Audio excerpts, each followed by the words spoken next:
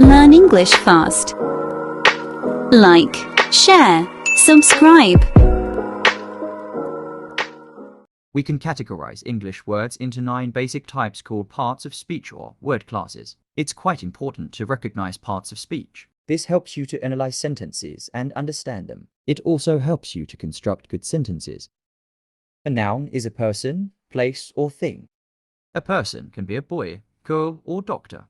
A place can be your home, the park, or a school.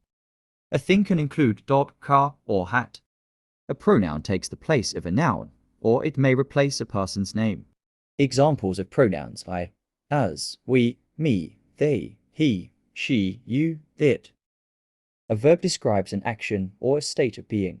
An action may include run, think, talk. State of being includes am, are, was. An adjective describes a noun or pronoun. An adjective also says what kind, how many, or which one. An article comes before a noun in a sentence and is a special kind of adjective. As in a boy. An, as in an ant. The, as in a cat. An adverb tells how, when, where, or to what extent.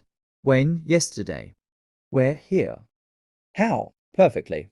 Extent, completely.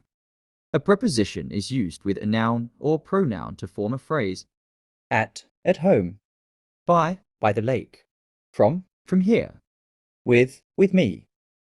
A conjunction joins words and groups of words within a sentence. Examples of conjunctions include and, except, but, also, either, or. An interjection is a strong feeling or reaction.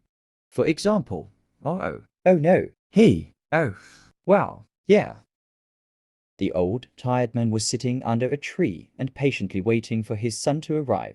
Having analyzed the sentence, we can identify the different parts of speech within